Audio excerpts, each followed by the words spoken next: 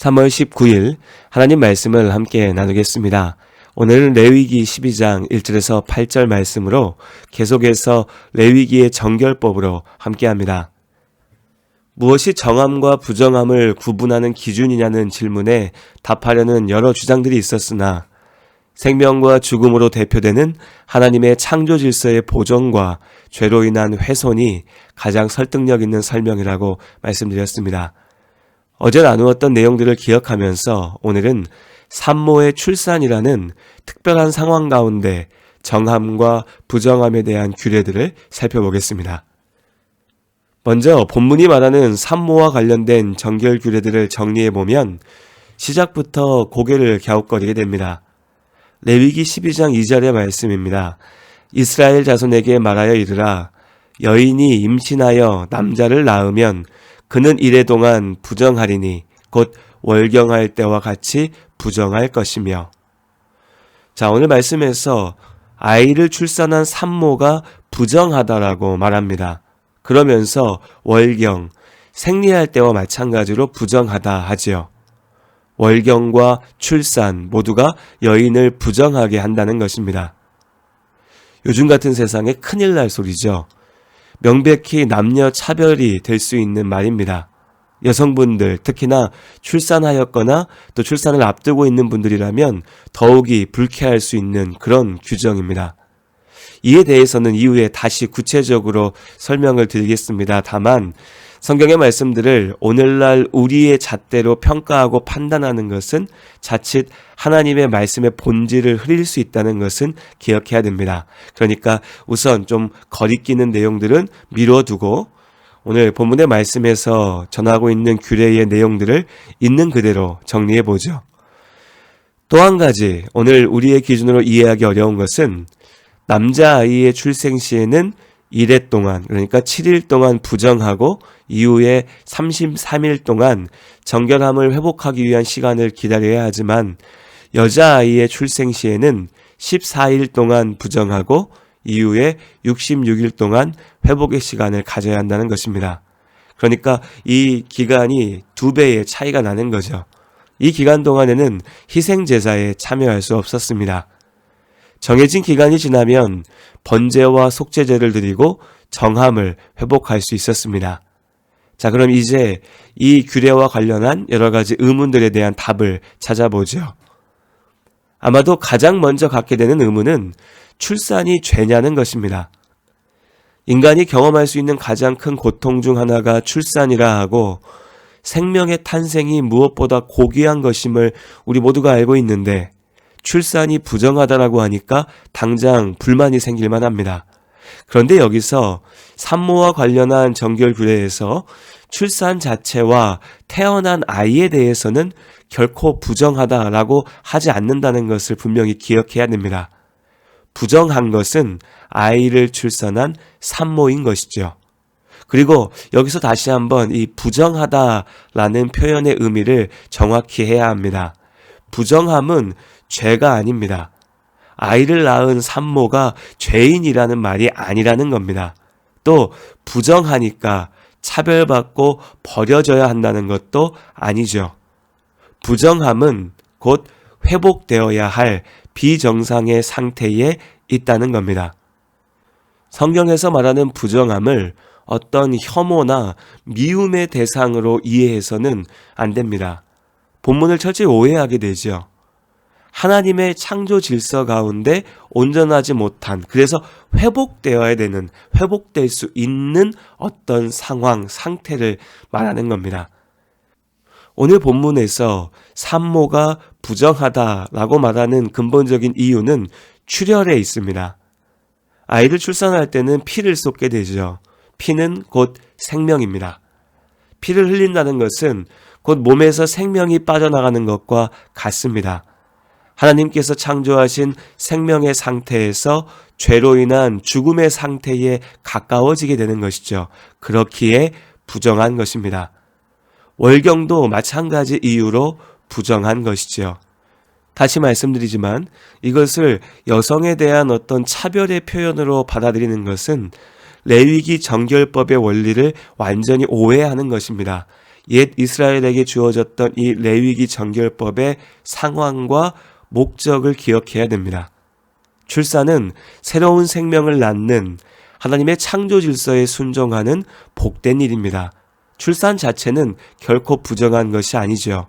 다만 그 과정에서의 출혈이 부정함의 이유가 되는 것이고, 이것을 부정하다라고 하는 것은 하나님께서 창조하신 우리의 생명의 온전함을 바라볼 수 있도록, 그래서 우리가 하나님 안에서만이 온전히 생명을 찾을 수 있다는 것을 기억할 수 있도록 하신 어떤 가르침의 도구인 것입니다.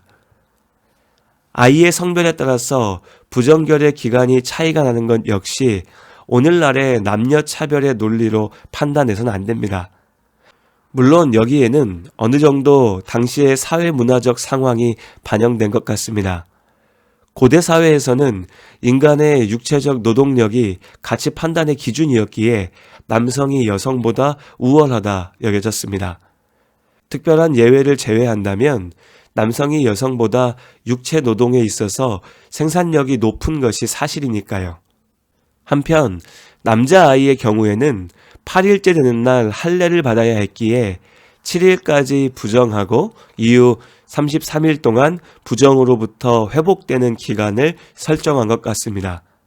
그러나 하나님 앞에서 더욱 중요한 것은 남자아이든 여자아이든 간에 산모가 부정결의 기간이 지나고 회복을 위해서 번제와 속죄제를 드릴 때의 제물은 동일했다는 겁니다. 아이의 성별에 따라서 가치가 달라졌다면, 남자아이가 더 귀하고 여자아이가 조금 못했다면 그들을 위해서, 그 출산을 위해서 규정된 제물도 달랐을 겁니다. 그것이 레위기 정결법의 논리니까요. 그러나 하나님 앞에 드리는 희생제사의 제물에는 차이가 없었습니다. 하나님께서는 모든 아이들을 동일하게 축복하신 것입니다. 그리고 오히려 생각해보면 출산 후 부정결의 기간은 일종의 출산 휴가의 기능을 했습니다. 철저히 인간의 노동력으로 유지되던 고대 사회에서 산모가 출산 후에 구별되어서 쉴 수 있었던 것은 분명히 산모에 대한 배려로 볼 수 있는 것이죠. 회복을 위해서 속죄제를 드려야 한다고 하니 또다시 출산이 죄냐는 불평이 나올 수 있습니다. 그러나 여기서 속죄제는 출산 자체에 대한 속죄가 아니라, 그러니까 출산이 죄이기 때문에 속죄한다는 개념이 아니라 아담과 하와 이후에 모든 인류가 안고 태어나는 원죄, 그 죄의 결과에 대한 속죄였습니다. 창세기 3장의 말씀을 기억해보면 출산의 고통 자체가 죄로 인한 결과였죠. 그렇기에 하나님 앞에 속죄제를 드리는 겁니다. 다만 이 경우에도 실질적으로 더 중요하게 여겨지는 제사는 번제였습니다. 속죄제의 제물은 비둘기 새끼였으나 번제의 제물은 그보다 훨씬 더 귀한 어린 양이었으니까요.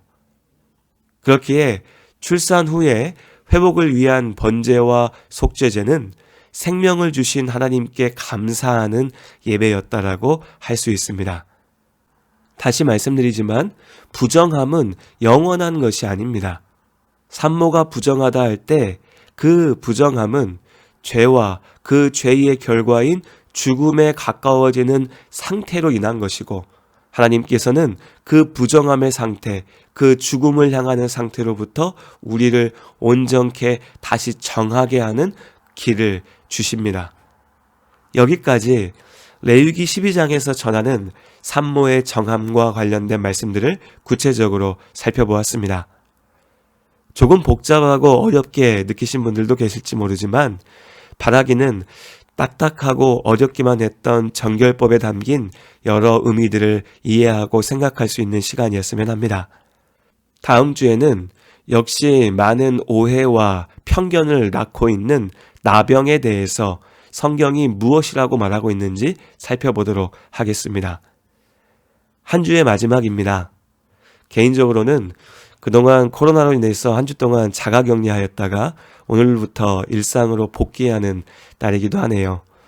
레위기의 표현을 빌자면 코로나의 부정함으로부터 정함으로 회복되는 날이라고 말할 수도 있을 것 같습니다. 우리 성도님들 중에서도 지금 코로나로 치료 중이신 분들이 여러 계십니다. 큰 탈 없이 건강을 잘 회복하실 수 있도록 하나님께서 지켜주시기를 기도합니다. 은혜 안에 오늘 하루도 평안한 주말 하루 보내시고 내일 주일 예배를 통해서 다시 뵙도록 하겠습니다. 거룩 전능하신 주님, 이른 아침 우리 주를 찬송합니다. 거룩 자비하신 주님, 성삼위일체 우리 주로다.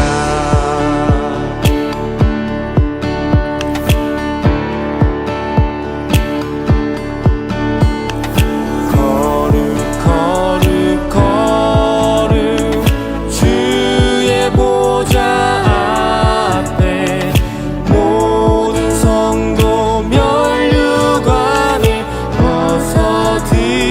벗어드리네. 천군 천사 모두 주께 굴복하니 영원히 위에 계신 주로다. 주는 거룩 영광과 은혜로운 주. 주는 거룩 찬양받기 합당한 주. 주는 거룩 주 앞에 나 엎드려. 주는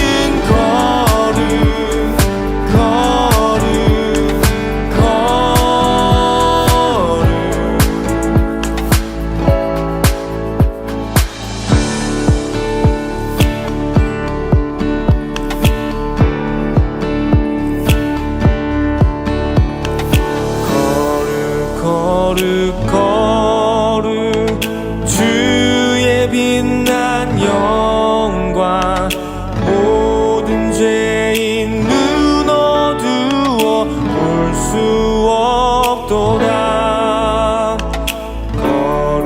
거룩하시니